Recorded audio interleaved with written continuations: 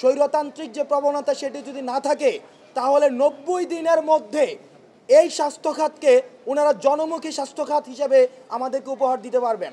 যারা বৈষম্য বিরোধী ছাত্র আন্দোলনের পরিচয়ে চাঁদাবাজি অথবা বিশেষ সুবিধা দাবি করবে, আমরা আপনাদেরকে আহ্বান জানাবো তাদেরকে আপনারা নিকটস্থ থানায় সোপর্দ করবেন। আমাদের যে ফিলিস্তিনের রাফা ক্যাম্প রয়েছে না, এই ফিলিস্তিনের রাফা ক্যাম্পটি এটি ফিলিস্তিনে নয়, আমাদের বাংলাদেশেও রয়েছে এবং সেটি হচ্ছে ঢাকা মেডিকেল কলেজে। অর্থাৎ আমাদের স্বাস্থ্য ব্যবস্থা এতটাই ভঙ্গুর যে ফিলিস্তিনি রাফা ক্যাম্পের সাথে ঢাকা মেডিকেল কলেজের কোনো ধরনের বৈসাদৃশ্য নেই।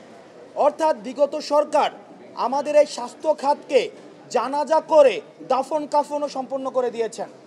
এই ভঙ্গুর যে স্বাস্থ্য খাতটি সেটিকে আবার পুনর্জীবিত করতে হলে আমাদের ইনক্লুসিভ বিভিন্ন ডিসিশন প্রয়োজন, ইনক্লুসিভ পলিসি অ্যাডপশন প্রয়োজন। সেই জায়গা থেকে আজকে আমাদের হেলথের যিনি এডিজি মহোদয় ছিলেন ওনার সাথে আমার কথা হয়েছে এবং উনি এবং ঢাকা মেডিকেলের পরিচালক ওনাদের সাথে আমাদের ফলপ্রসূ আলোচনা হয়েছে।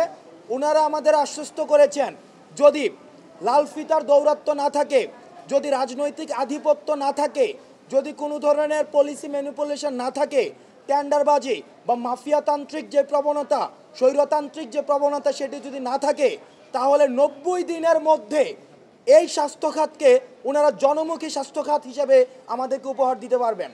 অর্থাৎ 90 দিনের মধ্যে আমরা তাদেরকে আশ্বস্ত করতে চাই বৈষম্য বিরোধী ছাত্র আন্দোলনের পক্ষ থেকে যে আপনারা যদি 90 দিনের মধ্যে আমাদের এই ভঙ্গুর স্বাস্থ্য খাতকে জনমুখী করতে পারেন, সেক্ষেত্রে আমাদের ছাত্র নাগরিকের যে ধরনের সহায়তা প্রয়োজন আমাদের জায়গা থেকে আমরা সেই ধরনের সহায়তা আপনাদেরকে সব সময় দিব। অর্থাৎ আমরা নিশ্চিত করতে চাই যে মাফিয়াতন্ত্র ছিল হসপিটালগুলোতে, যেই স্বৈরতান্ত্রিক যে শাসন ব্যবস্থা ছিল হসপিটালগুলোতে, সেই স্বৈরতান্ত্রিক শাসন ব্যবস্থা বা কাঠামো এই হসপিটালগুলোতে আর কখনোই ফিরবে না এবং সেই কফিনে ছাত্র নাগরিক একদম আজীবনের জন্য পেরেক মেরে দিয়েছে। সুতরাং আপনারা নির্ভয়ে কাজ করবেন যাতে করে আমাদের যে স্বাস্থ্য খাতটি রয়েছে এই স্বাস্থ্য খাতটি জনকল্যাণমুখী হতে পারে। দ্বিতীয়ত আরেকটি বিষয়, সেটি হচ্ছে ইতিমধ্যে আজকে সকালে আমরা যখন গিয়েছি সেখানে গিয়ে ঢাকা মেডিকেলের পরিচালক এবং আমাদের এডিজি মহোদয়ের মিটিংয়ের মধ্য দিয়ে আমরা দেখেছি যে আমাদের সমন্বয়ক এবং সহ সমন্বয়কের নামকাওয়াস্তে সমন্বয়ক এবং সহ সমন্বয়কের নাম সর্বস্ব সমন্বয়ক এবং সহ সমন্বয়কের উৎপাত বেড়ে গিয়েছে। তারা অনেক বেশি সেবা করতে গিয়ে, সুবিধা দিতে গিয়ে তাদের স্বাভাবিক কার্যক্রমে বিঘ্নিত করছে। সেজন্য যাতে করে আহতরা চিকিৎসা সেবা নির্বিঘ্নে পায় সেজন্য আজকে স্পেশালাইজড ডেডিকেটেড কেয়ার ইউনিট প্রত্যেকটি সরকারি হসপিটালে পুনরাবৃত্তি করছে। স্পেশালাইজড ডেডিকেটেড কেয়ার ইউনিট করে দেওয়া হয়েছে, যেখানে শুধুমাত্র আহতদের চিকিৎসা করা হবে এবং সেই চিকিৎসাটি হবে সম্পূর্ণ ফ্রিতে, কোনো ধরনের অর্থ লাগবে না এবং শুধুমাত্র চিকিৎসা প্রক্রিয়ায় নাই বরং মেডিকেল ইকুইপমেন্টস যে ক্রয় করার ক্ষেত্রে সেগুলোর ক্ষেত্রে কোনো ধরনের টাকা লাগবে না। দ্বিতীয়ত যে বিষয়টি, প্রাইভেটের ক্ষেত্রে যেই টাকা ইতিমধ্যে নেওয়া হয়েছে এই টাকাটি রিফান্ড কিভাবে করা যায় সেটি নিয়েও আমাদের কথা হয়েছে। ওনারা আমাদের আশ্বস্ত করেছেন যারা ইতিমধ্যে প্রাইভেটের টাকা দিয়ে দিয়েছেন তাদের টাকাটি রিফান্ড করা হবে এবং পরবর্তীতে প্রাইভেটে আর কোনো ধরনের চিকিৎসার টাকা লাগবে না।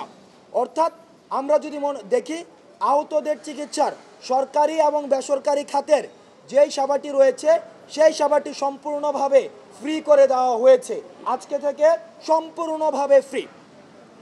আর আরেকটি সচেতনতা, আমরা গণমাধ্যম কর্মীদের আপনাদের হচ্ছে সহযোগিতা চাই। সেক্ষেত্রে আজকে আমরা যখন নিটোরে গিয়ে দেখি সমন্বয়ক এবং সহ সমন্বয়ক পরিচয়ে ব্যানার টানিয়ে সেখানে ফান্ডিং করা হচ্ছে, সেখানে ফান্ড কালেকশন করা হচ্ছে এবং আমরা হাতে নাতে টাকা সহ 1,80,000 টাকা সহ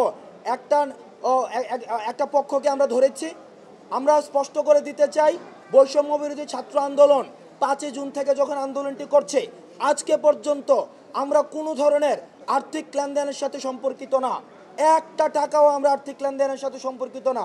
আমাদের যদি কোনো ধরনের আর্থিক সহায়তা প্রয়োজন হয় সেটি স্বাস্থ্য মন্ত্রণালয়ের মাধ্যমে অথবা সংশ্লিষ্ট মন্ত্রণালয়ের মাধ্যমে জানানো হবে।